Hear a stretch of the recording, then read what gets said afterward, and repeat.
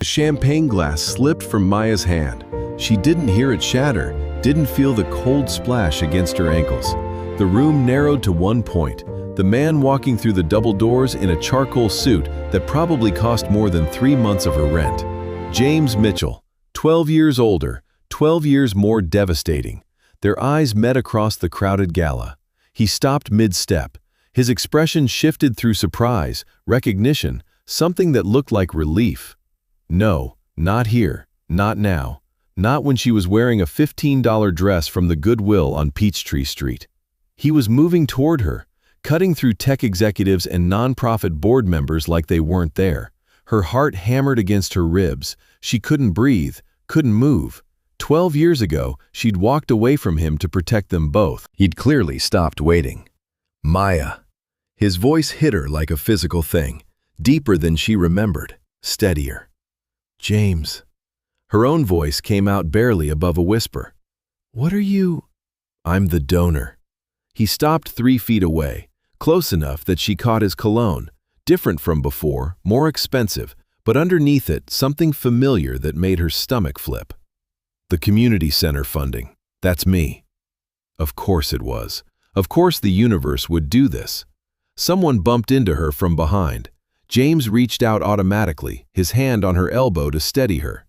The touch sent electricity straight through the thin fabric of her dress. You okay? His thumb brushed her arm. Once, twice. She stepped back. His hand fell away. I'm fine. I need to clean this up. She gestured vaguely at the broken glass near her feet. Leave it. His eyes hadn't left her face. Dance with me. What? One dance. Then I'll leave you alone if that's what you want. He offered his hand. Please. The please undid her. She let him lead her to the dance floor, hyper-aware of every eye in the room tracking them. Her boss, Monica, was going to have questions. So many questions. James pulled her close, not inappropriate, but closer than strangers would stand. His hand settled on her waist. Hers rested on his shoulder, and God, when had he gotten so solid? You look exactly the same, he said quietly. Liar. She tried for light, failed. I'm 46, James. I know how old you are. You look exactly the same. The song was something slow, instrumental. She didn't recognize it. Couldn't focus on anything except the warmth of his palm against her waist. The way he was looking at her like she was the only person in the ballroom. You cut your hair, she said, because she needed to say something. 5 years ago. A slight smile. You remembered it longer? She'd remembered everything. The way it fell across his forehead when he was concentrating. How he'd shove it back impatiently during late nights at the office. How's the design work? She asked. I don't design anymore. He paused. I own the firm now. 3 of them, actually. Mitchell Creative Group. She'd heard of them. Everyone had. They'd done the rebranding for half the Fortune 500 companies in Atlanta. That's amazing, James. I'm really proud of you. Are you happy, Maya? The question caught her off guard. What? Are you happy? He repeated it like it mattered. Like her answer would change something fundamental. I'm fine. That's not what I asked. The song ended. Another began. Neither of them moved to separate. Why are you here? She asked instead of answering. I told you, the donation. You have people for that. You didn't need to come personally. His jaw tightened. Maybe I wanted to. James. I saw your name on the staff list. He said it quietly, simply, like it wasn't an earthquake. Maya Johnson, bookkeeper. I saw it, and I thought, what are the chances? How many Maya Johnsons are there in Atlanta? So I looked you up, found your LinkedIn. Same smile in your profile picture. Her throat closed. You shouldn't have come. Probably not. This is a bad idea. Absolutely. But he didn't let go, and she didn't pull away. You got divorced, he said. It wasn't a question. 8 years ago. Kids? No. That old wound never happened. I'm sorry. She shrugged, tried to look unbothered. Life doesn't always go the way we plan. No. His voice dropped lower, It doesn't. The second song ended. This time she did step back. "I should get back to work," she said. "We're short-staffed tonight and have coffee with me." "James." "Just coffee, Maya. 1 hour. That's all I'm asking." "Why?" "Because 12 years ago you walked away without really explaining why. Because I never got closure. Because—" He stopped, started again. "Because I need to know if you ever think about it." She thought about it every day, every single day for 12 years. "Tomorrow," she heard herself say, "there's a coffee shop on. I remember where you like to get coffee." Of course he did. 10 a.m.? She nodded. He reached into his jacket, pulled out a business card, handed it to her. "In case you change your mind, text me." Then he walked away, leaving her standing alone on the dance floor in her thrift store dress, holding a business card with his private number, her entire carefully constructed world tilting on its axis. Monica cornered her 20 minutes later in the kitchen where Maya was pretending to inventory supplies. "Girl." Monica leaned against the counter, arms crossed. She was 52, had known Maya for 3 years, and didn't miss anything. "Who was that man, and why did he look at you like you hung the moon?"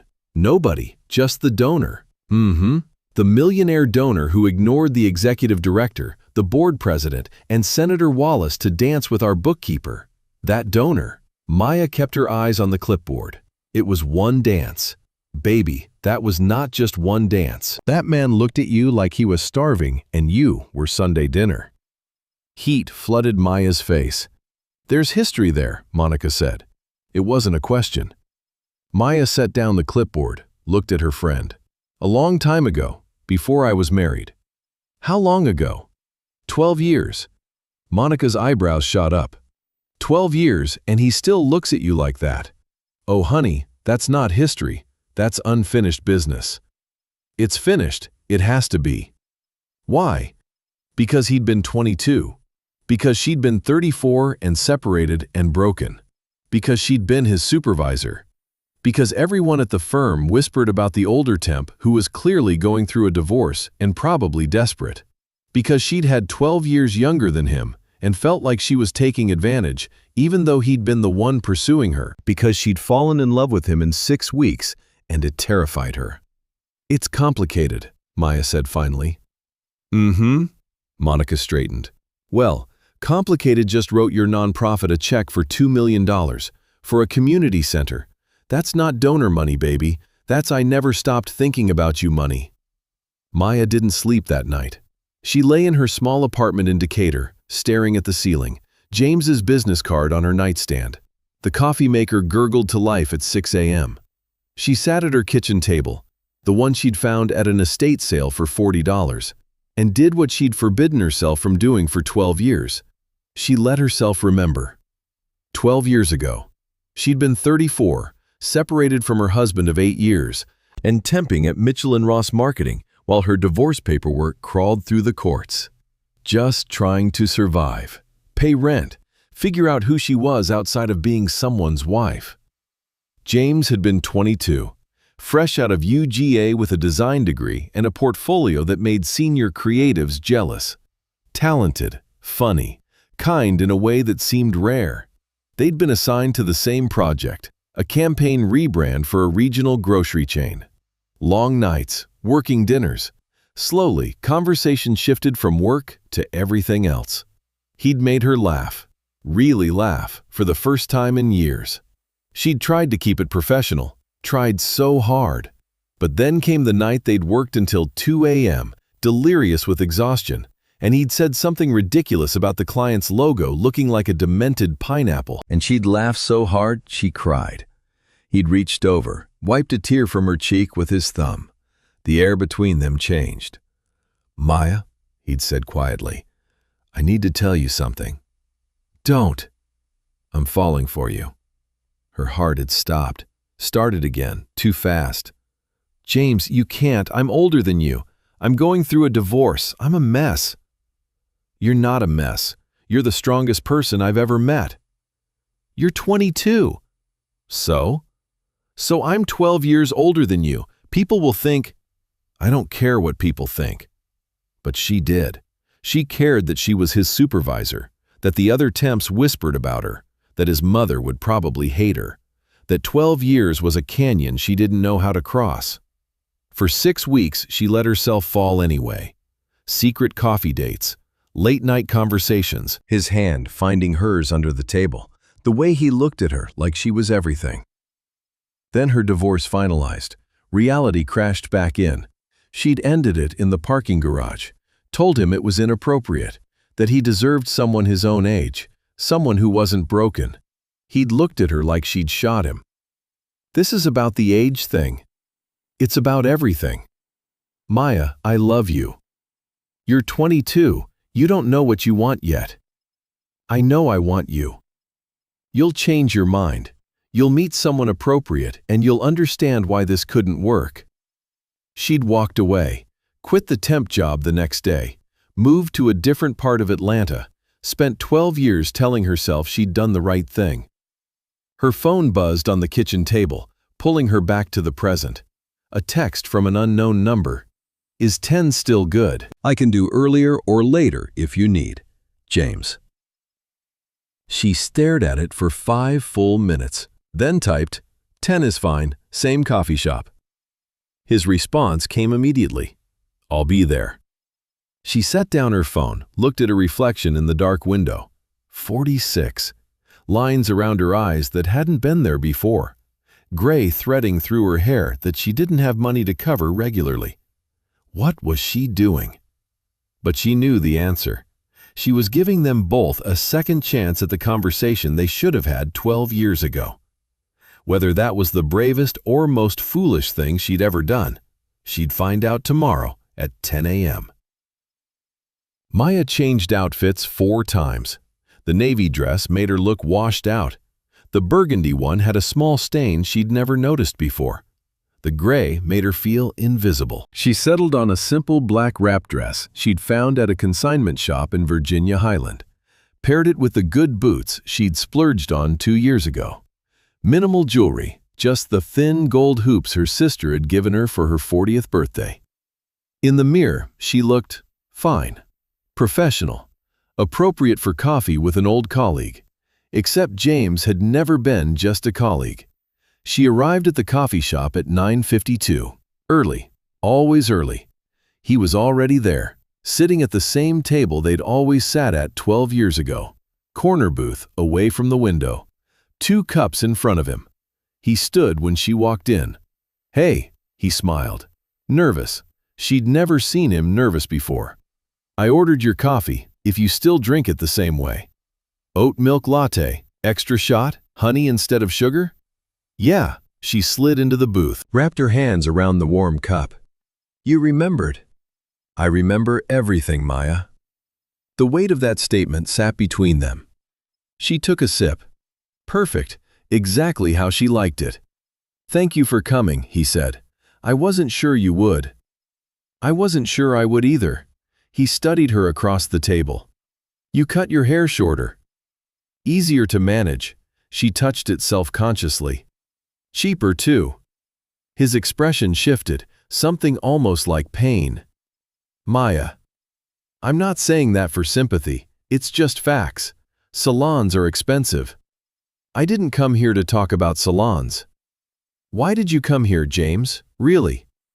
He leaned back, exhaled slowly. Honest answer? Please. Because when I saw your name on that staff list, something in my chest unlocked. Something that's been stuck for 12 years. He met her eyes, and I thought, maybe this is the universe giving me another shot at the conversation we should have had. The one where I actually get to ask, why? I told you why. You gave me excuses. Age difference. Inappropriate workplace relationship. Me being too young to know what I wanted. He leaned forward. But I never believed those were the real reasons. Her throat tightened. James. Was it him? Your ex-husband? What? Did he come back? Ask you to try again? No. The word came out sharper than she meant. God, no. Robert moved on immediately. Married someone else within a year. Then what was it? She looked down at her coffee. Watched the foam swirl. You really want to do this? I've wanted to do this for 12 years. Fine. He wanted the truth? She'd give him the truth. I was terrified, she said quietly. Okay? I was 34 and my marriage had just imploded and I was barely holding myself together. And then there was you, 22, brilliant, full of potential, looking at me like I was something special when I felt like a complete failure.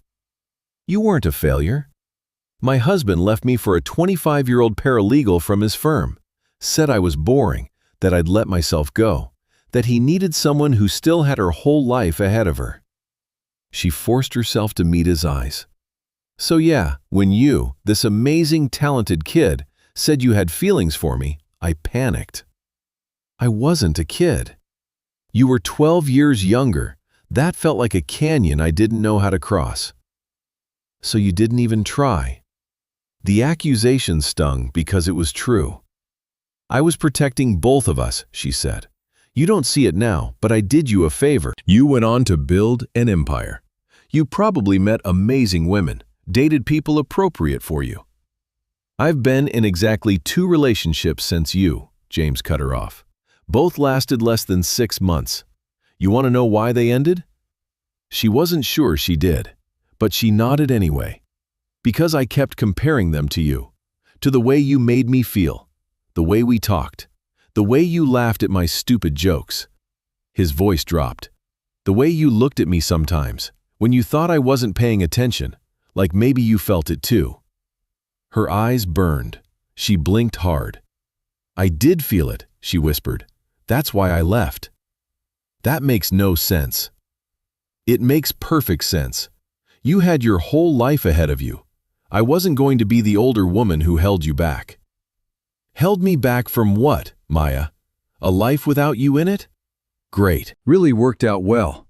He ran a hand through his hair. Frustrated. You made that choice for both of us.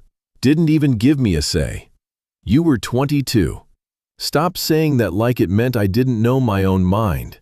His voice rose slightly. A couple at the next table glanced over. He lowered it. I knew exactly what I wanted. I wanted you. I wanted late nights talking about everything and nothing. I wanted to hear you laugh. I wanted to be the reason you smiled. I wanted. He stopped, shook his head. It doesn't matter now. Then why are we here? Because I need to know if it was real. If I spent 12 years holding on to something that was only in my head, or if what we had was as real as I remember. Maya's hands trembled around her cup. She set it down before she spilled. It was real, she said softly. Of course it was real. His shoulders dropped, relief mixed with something else. Regret, maybe. Loss. Then why does it feel like we lost something we never got to have? Because they had.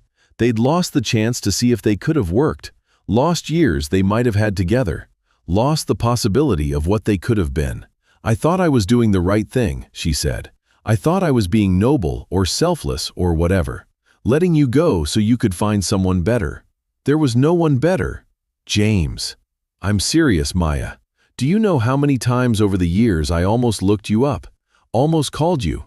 I'd be at some gala or business dinner with someone perfectly nice and accomplished, and all I could think was, she doesn't make me feel the way Maya did. Stop. Why? It's the truth. Because it's not fair, her voice cracked. It's not fair to show up after 12 years and say these things when I've spent all this time convincing myself I made the right choice. Did you make the right choice? She looked at him, really looked. At the man he'd become. Successful, confident, still kind, still looking at her like she mattered. I don't know anymore, she admitted. They sat in silence for a long moment. The coffee shop hummed with conversation around them. Someone's phone rang. The espresso machine hissed. Can I ask you something? James said finally. Yeah. The divorce, your ex-husband, did you love him? The question surprised her. At first, or I thought I did. But looking back, I think I loved the idea of him more than the actual person. He was safe, stable. My parents loved him. But did you love him the way you... He stopped, started differently. Did you love him the way you loved me? Her breath caught. She'd never said those words to James 12 years ago. Never let herself. No, she whispered. I didn't. His eyes closed briefly. When they opened, they were too bright. I need you to understand something, he said carefully. I'm not here to pressure you. I'm not trying to manipulate you into anything. But Maya, I need you to know, what I felt for you didn't go away. It didn't fade.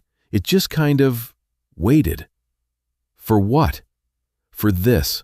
For another chance to tell you that the age difference didn't matter to me then, and it matters even less now. For the opportunity to prove that I'm not the 22-year-old kid you remember. I'm a grown man who's built a life and a career, and still thinks about you when he can't sleep. A tear escaped, despite her best efforts.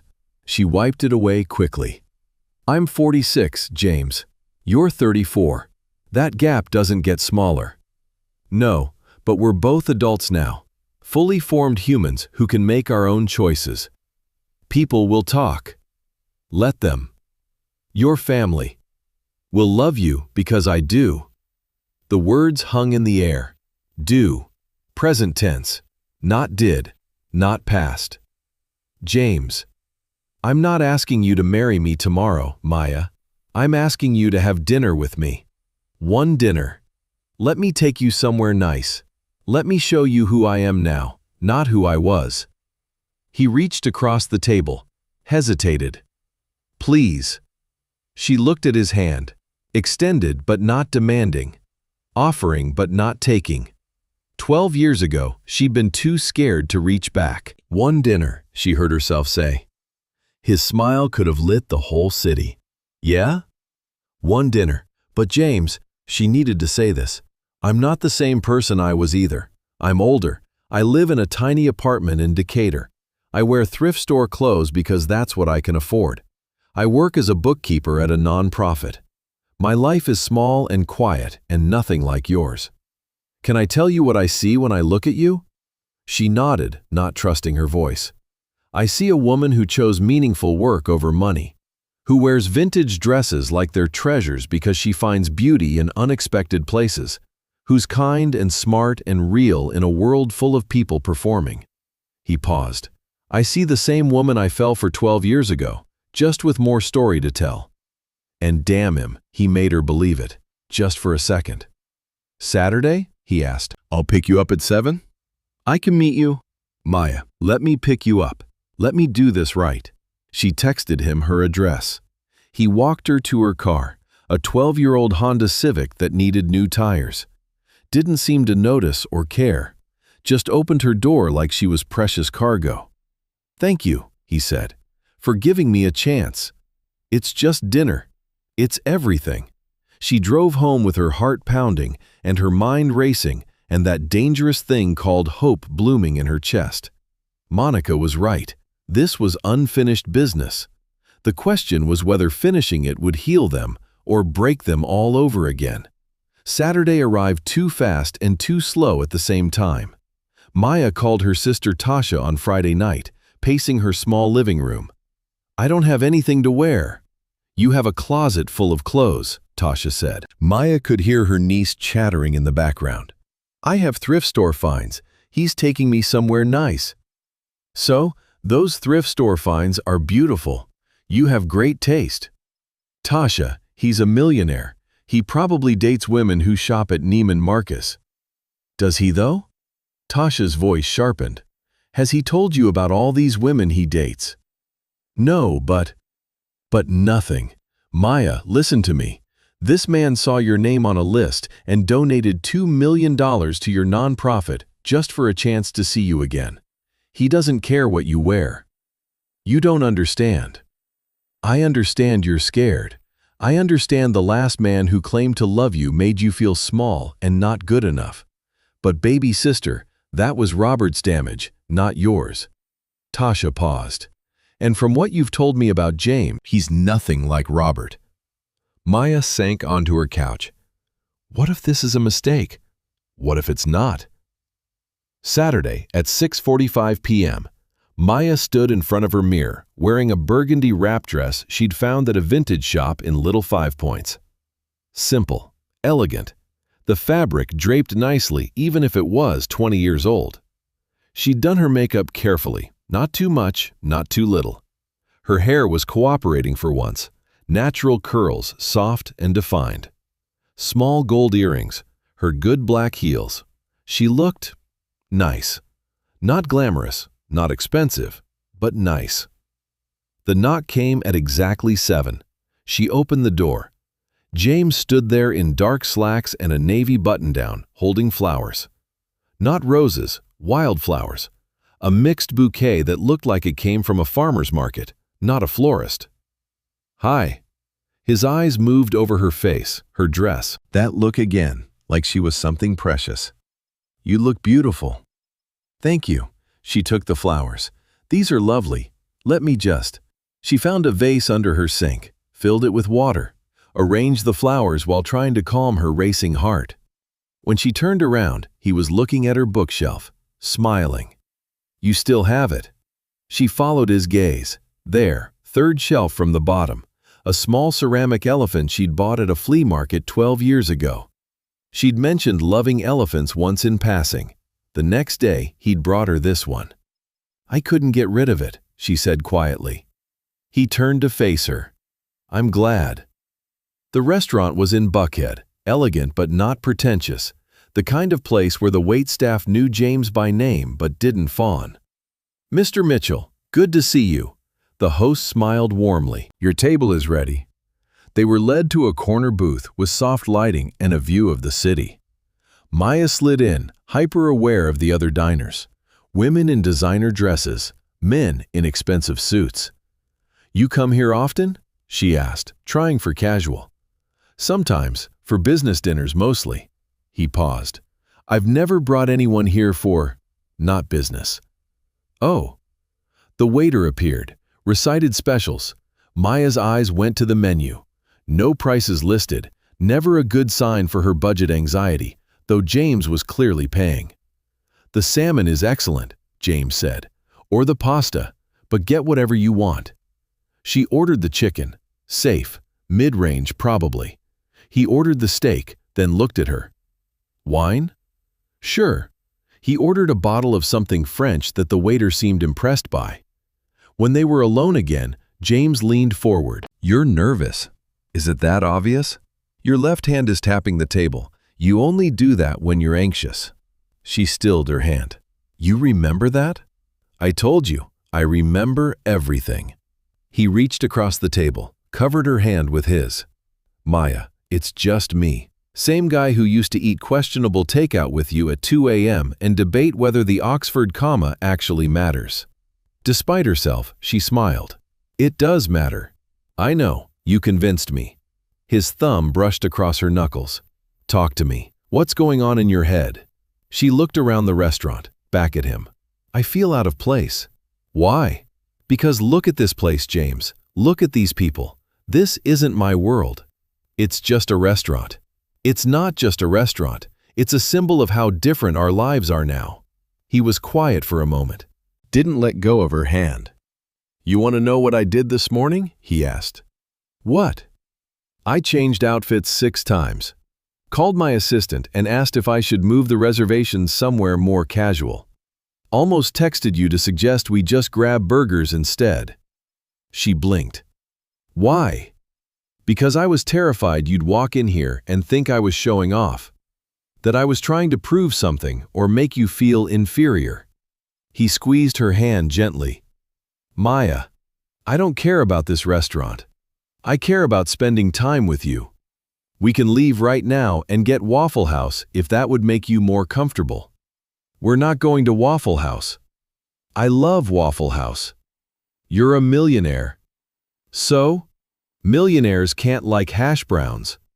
A laugh escaped her, real and surprised. His expression softened. "There she is." "Who?" "The woman I remember, the one who laughed at my terrible jokes and made everything feel lighter." The wine arrived. James tasted it, nodded approval. The waiter poured. Maya took a sip. It was good, smooth. Probably cost more than she spent on groceries in a week. "Tell me about your work," James said. "The nonprofit. What do you do there?" She relaxed slightly. Work was safe territory. "I manage the books. track donations, process payroll, handle budgets. Make sure we're compliant with all the regulations." She paused. "It's not exciting, but it's necessary. And I like that the work matters. We run after-school programs for kids in underserved neighborhoods. Tutoring, mentorship, arts programs. That's why I donated," he said. "Well, partly why. I looked into what you do, read every page of your website, the impact reports, the testimonials from families." He leaned back. "You're helping kids who need it most. That's not exciting. That's important. It doesn't pay well. Do you love it?" The question caught her off guard. Yeah, I do actually." "Then that's what matters." Their food arrived. For a few minutes, they ate in comfortable silence. "Can I ask you something?" Maya said finally. "Anything." "The company, 3 firms, how did that happen?" He set down his fork. "Hard work, some luck, a lot of sleepless nights." He paused. "After you left, I kind of threw myself into work, stayed late, took every project, made myself indispensable. Got promoted to senior designer within 2 years, art director a year after that." "That's fast." "I was motivated, or maybe running from something." He met her eyes. 5 years ago, I left and started my own firm, took 3 clients with me, built from there. That must have been terrifying. It was liberating. I got to build something mine, hire people I believed in, take on work that mattered instead of just made money." He smiled slightly. "Though it turns out doing work that matters can also make money. I'm really proud of you, James. I mean that." "Thank you." He hesitated. "Can I ask you something now?" "Fair's fair. Your marriage. You said he left you for someone younger. That must have." He stopped, started again. "That must have reinforced every fear you had about us." She looked down at her plate. "Yeah, it did. I'm sorry you went through that. Not your fault." "No, but I'm sorry anyway." He waited until she looked up. "For what it's worth, your ex-husband is an idiot." "James, I'm serious. He had you. Brilliant, kind, beautiful you, and he threw it away. That's not your failure, that's his."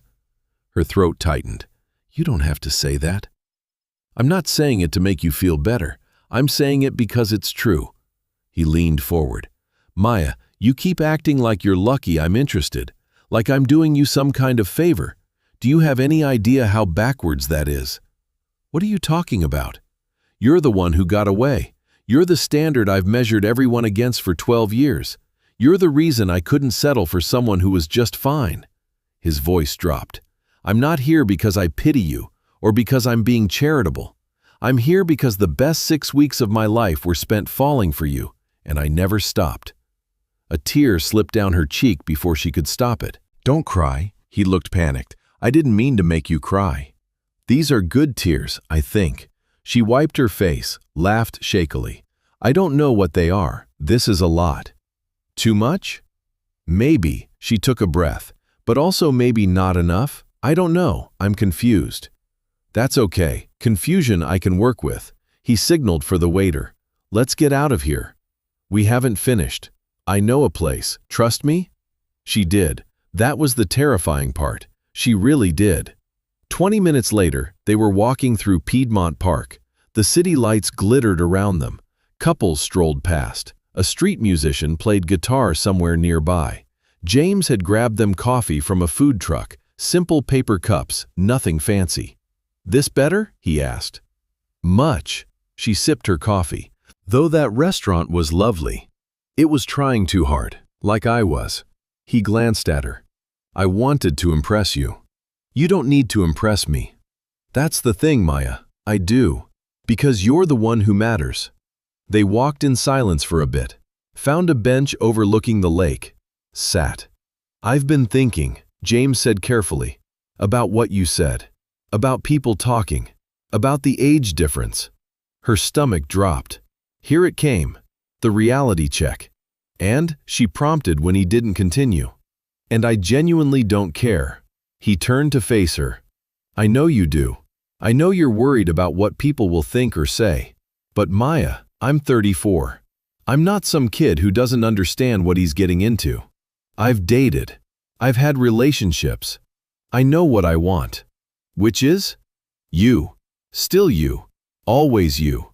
She couldn't breathe. James, I know it's fast. I know we're just reconnecting. But I need you to understand, this isn't nostalgia for me.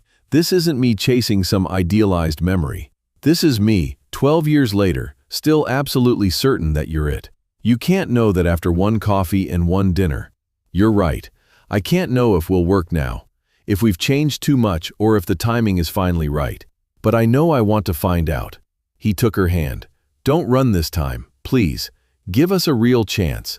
Every rational part of her brain screamed to protect herself, to say this was moving too fast, to list all the reasons why this couldn't work. But there was another part, quieter but growing louder, that whispered, what if? What if he was right? What if the age difference truly didn't matter anymore? What if she'd spent 12 years running from the one person who actually saw her? I'm scared, she admitted. Of what? Of believing this is real and having it fall apart. Of letting myself feel this and then watching you realize you made a mistake. Of being the older woman who should have known better. She met his eyes. Of getting my heart broken again. I can't promise I won't hurt you. I'm human. I'll mess up. His hand tightened on hers. But I can promise I won't leave because of your age. I won't wake up one day and decide you're not enough. And I won't make you feel small for being who you are. The musician's guitar drifted through the air. Something soft and romantic. One step at a time? She asked quietly. One step at a time, he agreed. No pressure. No expectations. Just us. Figuring it out. She nodded. He leaned in slowly, giving her time to pull away. She didn't. The kiss was soft, tentative. 12 years of waiting compressed into one perfect moment. When they pulled apart, she was smiling. I missed you, she whispered. I missed you too. They sat there until the park lights came on, talking about everything and nothing, rebuilding a foundation that had crumbled 12 years ago. Maya let herself hope. And for the first time in over a decade, hope didn't feel dangerous. It felt like coming home. Her phone buzzed as she unlocked her apartment door later that night. A text from an unknown number. This is Sandra Mitchell, James's mother. He gave me your number. I'd love to meet you for lunch this week if you're available. Maya's stomach dropped. His mother. Of course his mother wanted to meet her. She typed back, Hi Sandra, I'd be happy to meet you. The response came quickly. Wonderful. How's Tuesday at noon? I'll send you the restaurant address. Maya set down her phone, stared at it. One step at a time, James had said. Apparently, the next step was meeting the mother of the man she was falling for. Again. Maya changed 3 times before settling on a navy sheath dress and cream cardigan. Professional, polished, not trying too hard. Monica had given her a knowing look when she'd asked for a long lunch Tuesday. Meeting the family already? Just his mom? That's serious, baby. It was. That's what terrified her. The restaurant was in Midtown, upscale but not ostentatious. Maya arrived 5 minutes early, palms sweating. Sandra Mitchell was already seated. Maya recognized her immediately, the same sharp cheekbones James had, the same direct gaze. She was elegant in a cream blouse and pearls, probably early 60s, with silver-streaked dark hair styled perfectly. She stood when Maya approached, extended her hand. Maya, thank you for coming. Of course, it's nice to meet you, Mrs. Mitchell. Sandra, please. She gestured to the seat across from her. I hope you don't mind. I ordered us sparkling water, but get whatever you'd like. They settled in, made small talk about the weather, the restaurant, the traffic. Then Sandra set down her menu and looked at Maya directly. I'm going to be honest with you, she said. I asked to meet you because my son hasn't stopped talking about you since Saturday night. Maya's throat went dry. Oh. He's been in love with you for 12 years, did you know that? The bluntness caught her off guard. We were just… It was complicated. I'm sure it was. Sandra's expression was unreadable. You were older, his supervisor, going through a divorce. I can imagine the complications. There it was, the age thing, the power dynamic, all the reasons this was inappropriate laid out like evidence. Mrs. Mitchell, Sandra, I never meant to. I'm not accusing you of anything, dear. Sandra's voice softened slightly. I'm simply trying to understand. James was devastated when you ended things. He tried to hide it, but a mother knows. He threw himself into work, barely dated, built an empire perhaps to prove something to someone who wasn't there to see it. Guilt twisted in Maya's stomach. I thought I was doing the right thing. Did you? Yes. At the time, yes. The waiter appeared. They ordered. Sandra got the salad, Maya the soup, both too anxious to eat much. When they were alone again, Sandra continued, My son is a grown man, successful, intelligent, capable of making his own decisions, but he's also my child, and I worry. I understand. Do you? Sandra leaned forward slightly. Maya, I need to ask you something, and I need you to be honest. Are you here because you genuinely care for James, or because he's wealthy now? The question hit like a slap. Maya's voice came out strangled. I don't care about his money. Then why now? Why after 12 years? I didn't seek him out. He found me. He came to the gala. He asked for coffee. She stopped, took a breath. I walked away 12 years ago specifically because I didn't want him to think I was using him.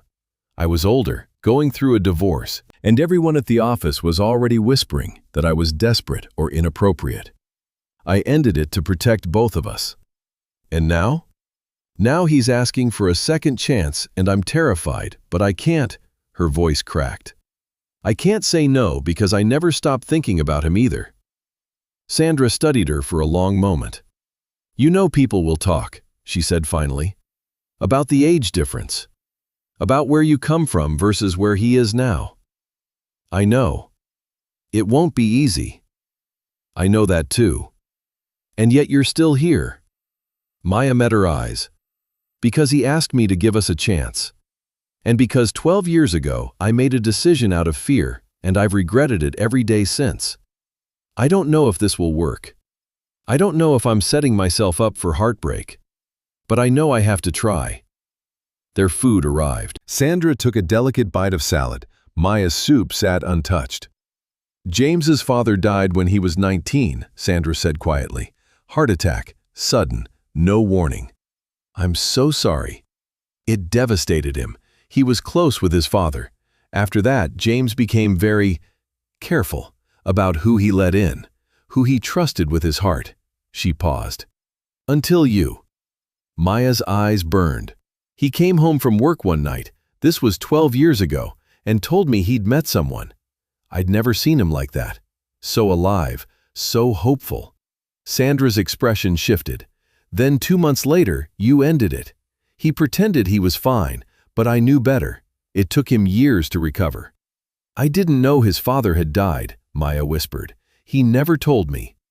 He doesn't talk about it much, but I'm telling you now because I need you to understand. If you're going to do this, if you're going to let him love you again, you cannot run when it gets hard. Sandra, I'm not trying to scare you off. If I thought you were wrong for him, I wouldn't have asked to meet you. I would have simply warned him. She set down her fork. But Maya, he's my son, and I need to know that this time you're all in, because if you break his heart again, I don't think he'll recover. The weight of that responsibility pressed down on Maya's chest. I can't promise I won't mess up, Maya said carefully. I can't promise this will be easy or that I won't get scared again. But I can promise I'm not here for his money. I'm here because when I'm with him, I feel like the person I was always supposed to be. Sandra nodded slowly. That's honest. I appreciate that. They ate in silence for a few minutes. The tension eased slightly. He talks about you differently than anyone else, Sandra said finally. Not like you're some prize he won, like you're home. Maya's throat closed. I feel the same way, she admitted. It terrifies me. Love usually does. Sandra smiled, a real smile this time, especially when it's the kind worth fighting for. Maya texted James when she got back to the office. Had lunch with your mother. His response came immediately. Oh God, how bad was it? She's protective. I don't blame her. What did she say? That you've been in love with me for 12 years and I better not break your heart again. 3 dots appeared. Disappeared. Appeared again. I'm going to kill her. Despite everything, Maya smiled. Don't. She's right to worry. Maya, you don't have to. I know, but I want to. Want to what? Try. Really try. Not just one step at a time. Actually, try. This time, his response took longer. Can I take you to dinner Friday? There's something I want to show you. What? It's a surprise. Wear something comfortable. James. Trust me? She did. That was still the terrifying part. Okay, Friday. Friday evening, James picked her up in a different car, not the sleek Mercedes he'd driven before, but a normal SUV. Where are we going? Maya asked as she buckled in.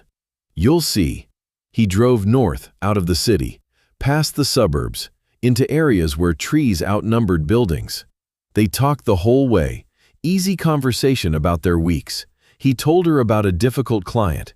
She told him about the grant application she was working on. Normal. Comfortable. After 40 minutes, he turned down a private road.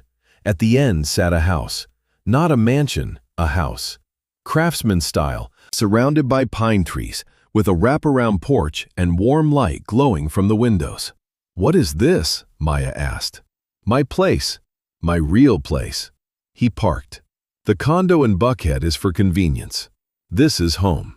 He led her inside. The interior was beautiful. Exposed beams, hardwood floors, a stone fireplace. But it wasn't ostentatious. It was cozy. Lived in.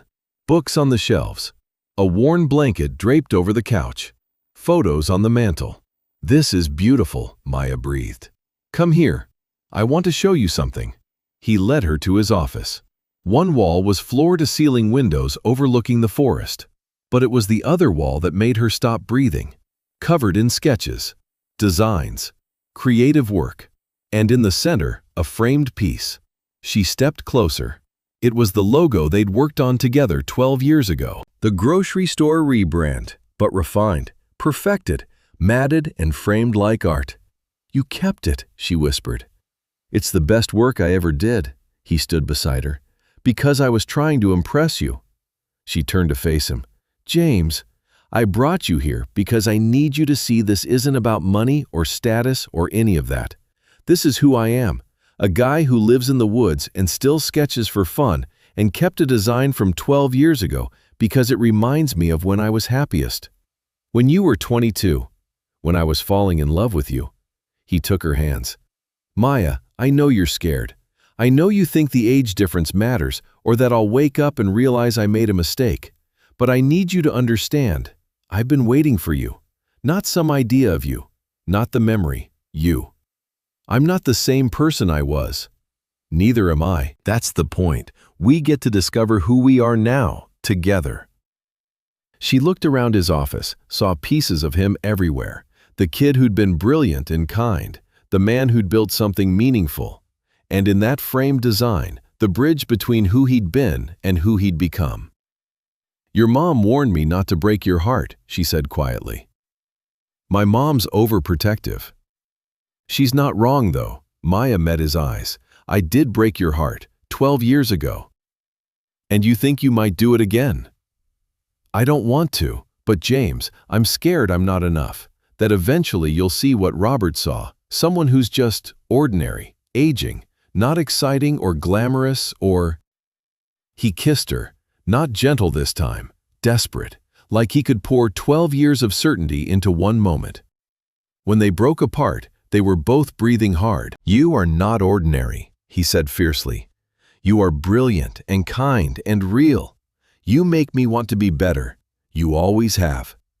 His hands cupped her face. And if you think for 1 second that I don't see you, all of you, then I haven't been clear enough. James. I love you, Maya. I loved you at 22 and I love you at 34 and I will love you when I'm 50 and you're 62. The age difference is just math. What we have is everything else." Tears streamed down her face. "I love you too," she choked out.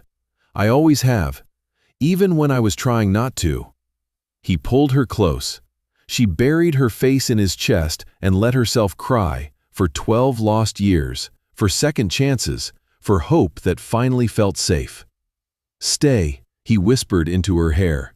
"Tonight, tomorrow, as long as you want." She nodded against his chest. For the first time in 12 years, Maya let herself believe this was real, that she was worthy of being loved like this, that maybe, just maybe, the best part of her story was still being written. Maya woke up in James's bed to sunlight streaming through unfamiliar windows and the smell of coffee. For a moment, she didn't move, just lay there, taking in the weight of where she was. What had happened? They hadn't slept together, not like that. She'd been too raw, too emotional. He'd simply held her while she cried, then given her one of his t-shirts and let her take the bed while he took the couch. But she'd woken at 3 a.m. to find him standing in the doorway. "Can't sleep?" she'd asked. "Just making sure you're still here, that you didn't run." "I'm still here." He'd climbed in beside her then, pulled her close. She'd fallen asleep with her head on his chest, listening to his heartbeat. Now morning light painted everything gold. His bedroom was simple, minimal furniture, one piece of art on the wall, a sketch of a woman reading. She looked closer. It was her. From 12 years ago, sitting in the break room at their old office, lost in a book during lunch. He'd drawn her, kept it, hung it in his bedroom. Her chest tightened. "You're awake." She turned. James stood in the doorway in sweatpants and a t-shirt, holding 2 coffee mugs. "Is that me?" She pointed to the sketch. "Yeah." He crossed the room, handed her a mug. "I drew it the second week after we met. You were reading Toni Morrison. Looked so peaceful I didn't want to interrupt." "James." "I know, it's creepy. I should probably take it down." "Don't." She touched his arm. "It's beautiful." They drank coffee in bed, talking quietly about nothing important. What he wanted to make for breakfast, whether it might rain, normal things, couple things. It felt terrifyingly right.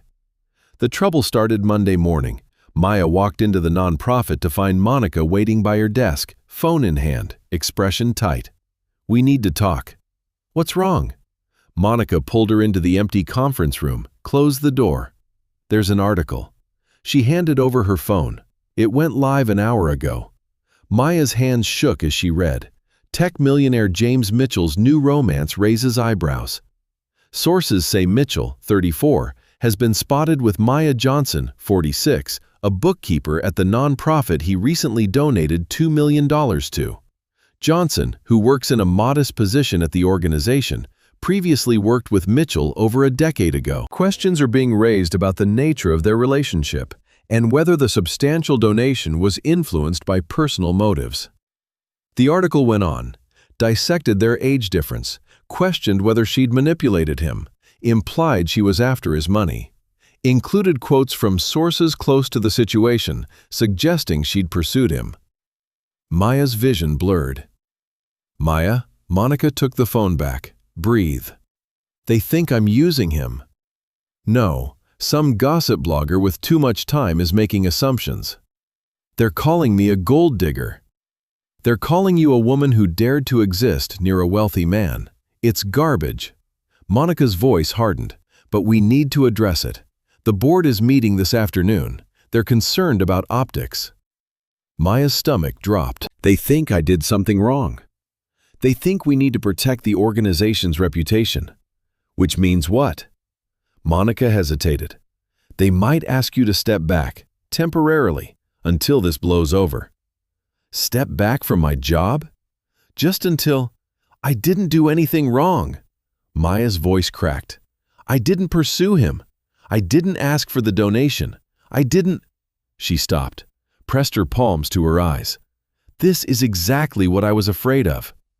"Maya, everyone's going to think the same thing, that I'm some desperate older woman who trapped a younger, richer man, that I'm not good enough for him, so I must be using him."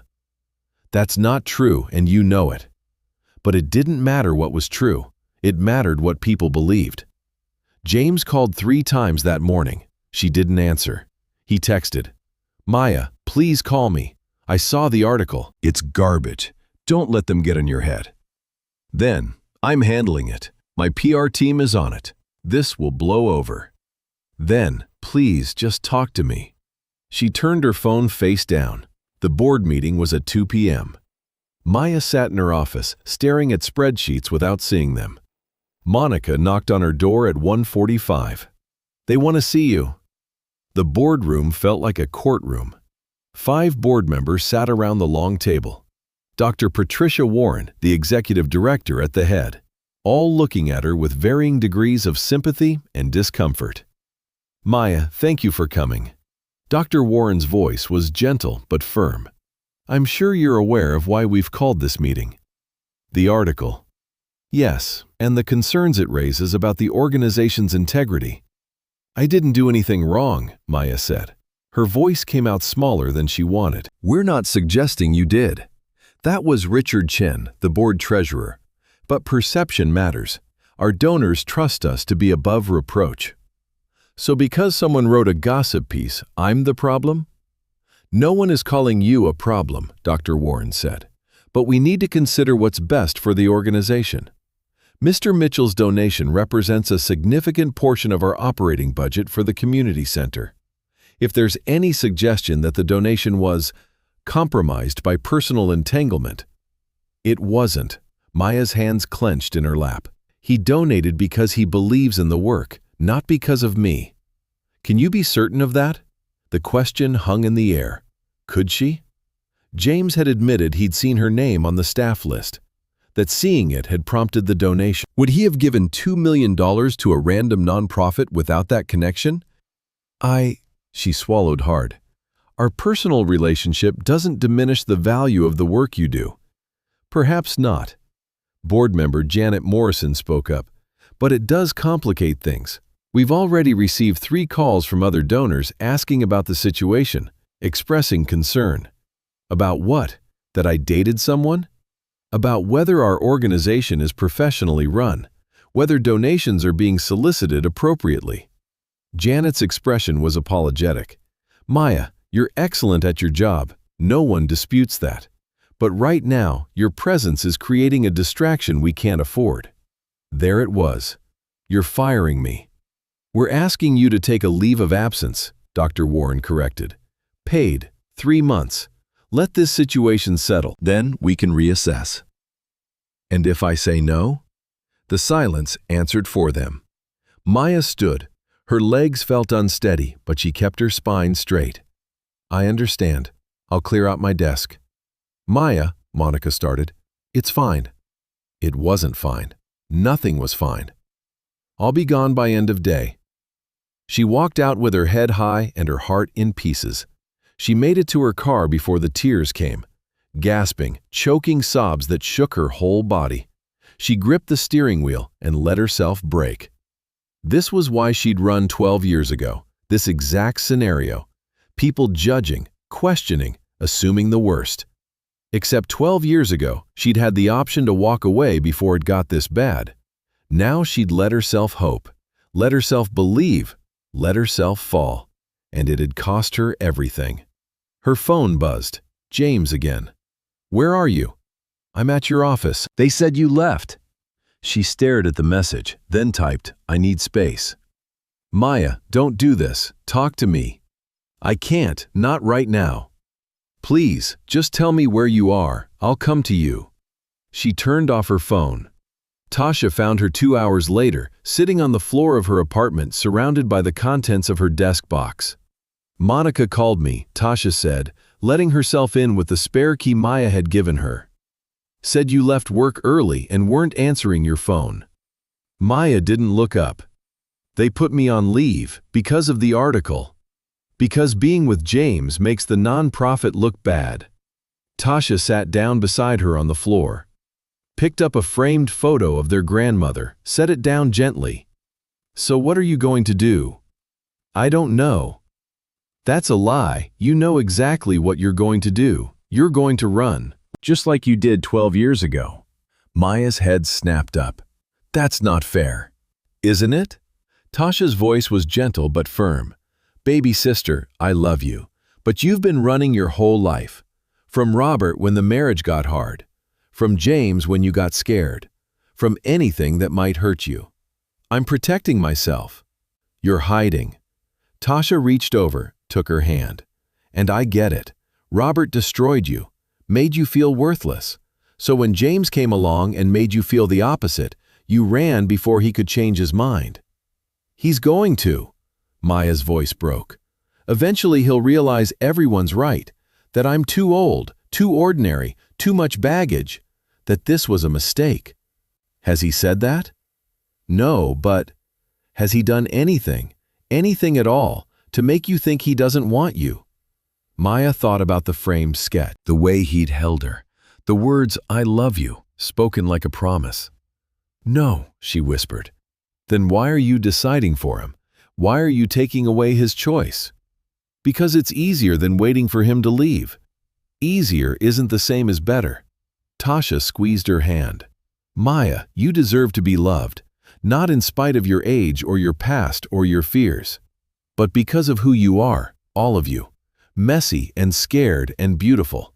What if I'm not strong enough? For what?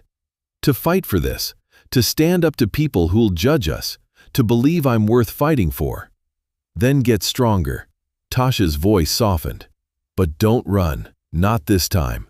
That man has loved you for 12 years. Don't punish him for your ex-husband's cruelty. Maya pulled her knees to her chest. 12 years ago, she'd run because she was scared.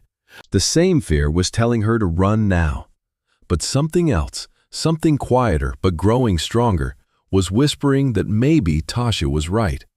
Maybe this time she needed to stay and fight, even if it terrified her, especially because it terrified her. She turned her phone back on at 9 p.m. 17 missed calls from James, 10 texts, the last one sent 20 minutes ago. I'm outside your apartment. I'm not leaving until you talk to me. I'll sleep in my car if I have to. She went to the window. He was there, sitting on her building's front steps, head in his hands. Her heart cracked open. She grabbed her keys. James looked up when the building door opened. His eyes were red-rimmed, hair disheveled like he'd been running his hands through it. He stood immediately. Maya, you said you'd sleep in your car. I meant it. She sat down on the step beside him, close but not touching. For a moment, neither of them spoke. I saw the article, he said finally, and I saw what my PR team put out in response. It wasn't enough. It made it worse, actually. Made it sound like we were hiding something. Your mom was right, Maya said quietly. People are going to talk. They're going to judge. They put me on leave, James, from my job, because being with you makes the nonprofit look bad.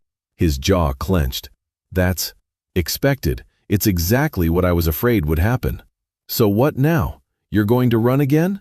She looked at him, really looked, at the man who'd waited 12 years, who'd kept a sketch of her in his bedroom, who sat on her steps at 9 p.m. because he'd promised not to leave. I want to, she admitted. Every instinct I have is screaming at me to end this now, to protect myself before it gets worse. But my sister reminded me that I've been running my whole life, from anything that might hurt me, from anyone who might leave. She took a shaky breath. And that's no way to live. What are you saying? I'm saying I'm terrified. I'm saying I don't know how to do this, but I'm also saying, she turned to face him fully, I don't want to run anymore, not from you, not from us. The relief on his face was palpable. Okay, he reached for her hand. She let him take it. Okay, so we fight. How? Together, he squeezed her hand. First, you need to know something. That donation, I didn't make it because of you. James. Let me finish. I made it because your organization does incredible work, because I believe in the mission, because I have the resources to help, and it felt right. He paused. Seeing your name on the staff list made me want to deliver the check personally, but the decision to donate was made before I even knew you worked there. Can you prove that? Yeah, I have emails with my financial advisor from 6 months ago discussing charitable giving. Your nonprofit was on the list then, before I knew you were there. His thumb brushed across her knuckles. I'll make those emails public if I have to. That's private financial information. I don't care. If it protects you, I'll share everything. Maya's throat tightened. The board won't care. They're worried about perception, not truth. Then we change the perception. He shifted to face her more fully. Maya, I've been thinking about this all day. There's a gala next month, the Atlanta Business Council fundraiser. Major donors, press, everyone who matters in this city. I know about it. We got an invitation at the nonprofit.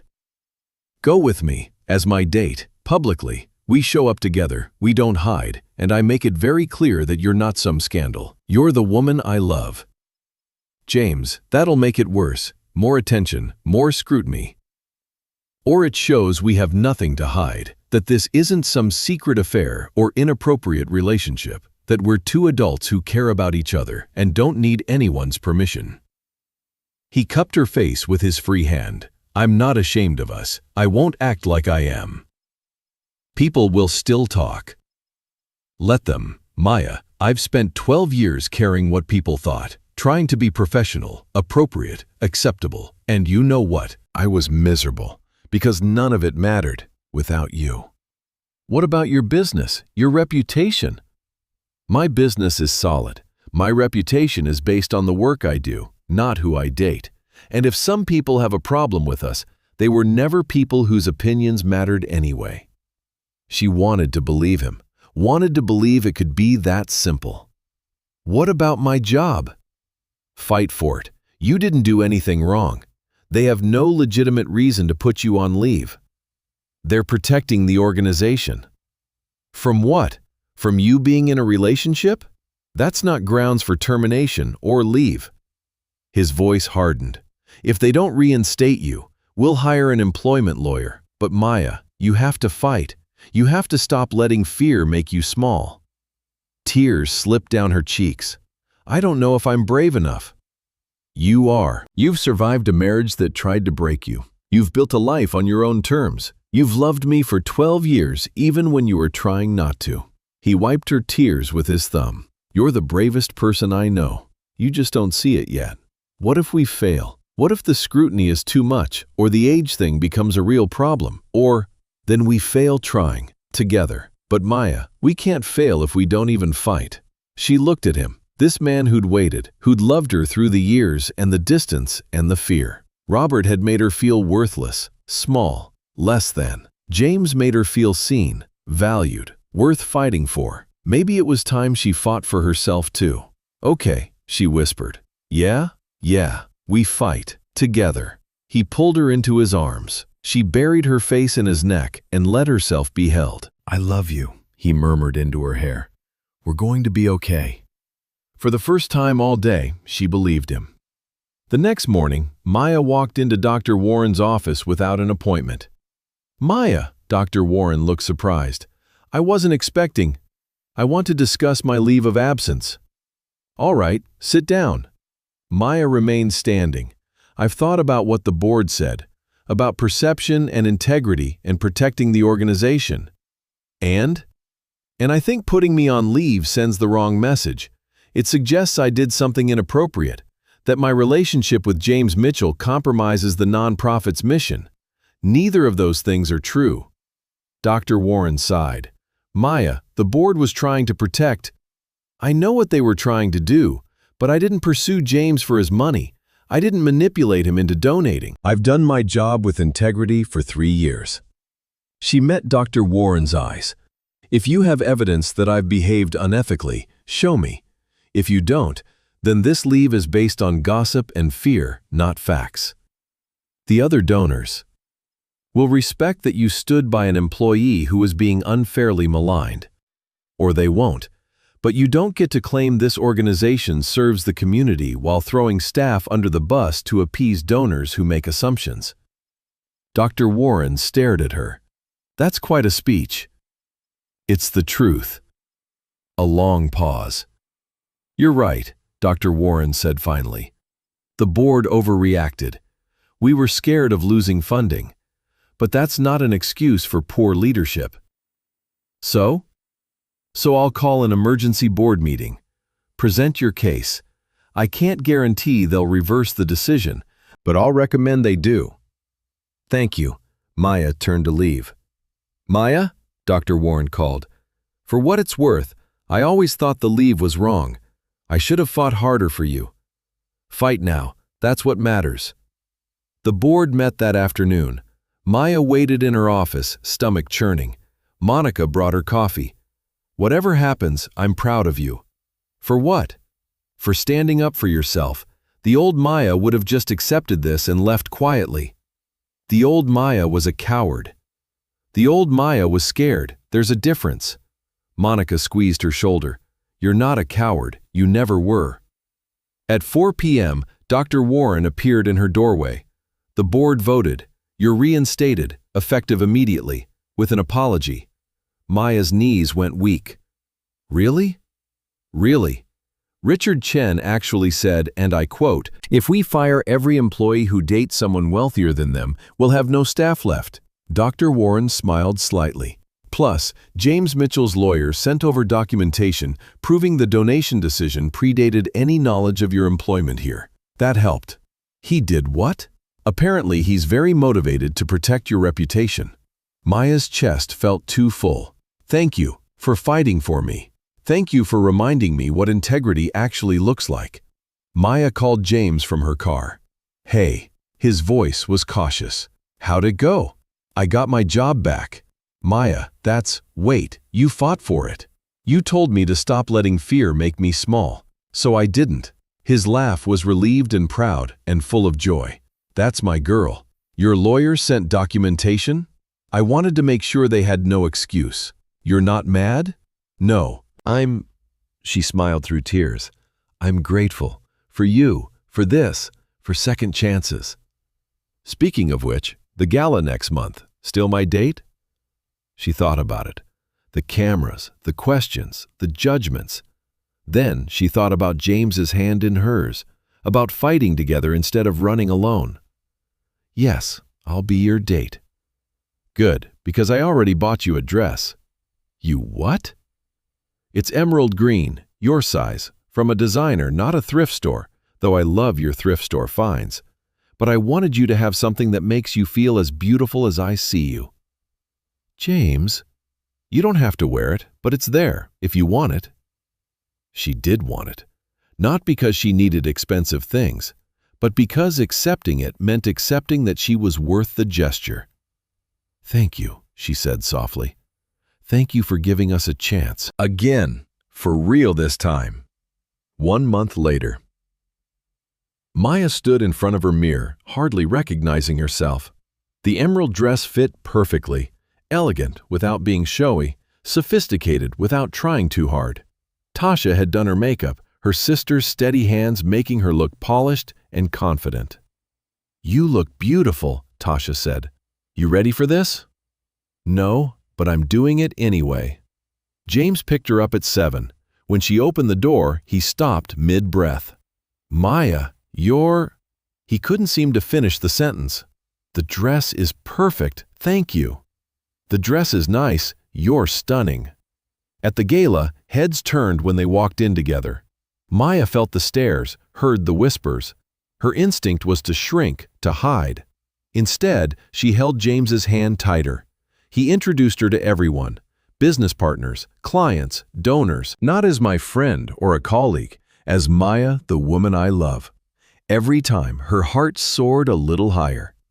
Midway through the evening, James was asked to say a few words. Maya thought he was just making a donation speech.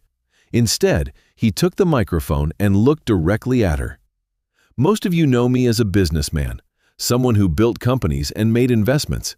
But what you might not know is that 12 years ago, I met someone who changed my life. She was kind when she didn't have to be, brilliant when the world underestimated her, brave when everything told her to play it safe. Maya's eyes filled with tears. I was 22, she was 34, and I fell completely, hopelessly in love with her. She walked away because she thought our age difference mattered, Because she thought she wasn't enough. His voice caught. She was wrong. She was everything. She still is. The ballroom had gone silent. Some of you have read articles, made assumptions, questioned whether my donation to her nonprofit was appropriate. Let me be clear, it was, and I'd do it again in a heartbeat. Because her organization changes lives, because she changes lives, she changed mine. He set down the microphone, walked across the ballroom to where she stood, tears streaming down her face. I love you, Maya Johnson. I loved you at 22, and I love you at 34, and I'll love you when we're both old and gray. If people want to talk about that, let them. All that matters is that you know you are worthy. You are enough. You always have been. He dropped to one knee. The room gasped. I wasn't planning this. He pulled a small box from his pocket.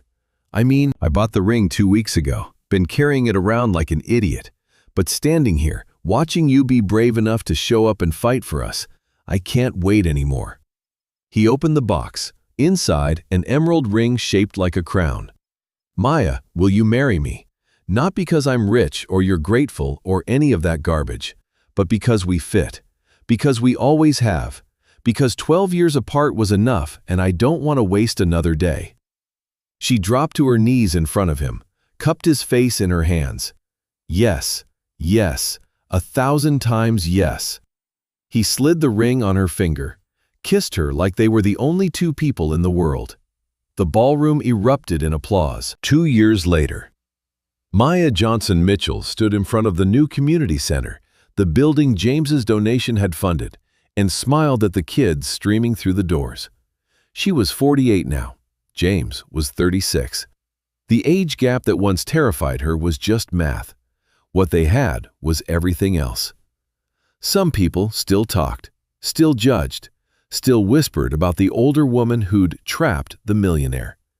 But on her finger, she wore a crown. And every day, James reminded her that she'd always been worthy of wearing it. She just finally believed it.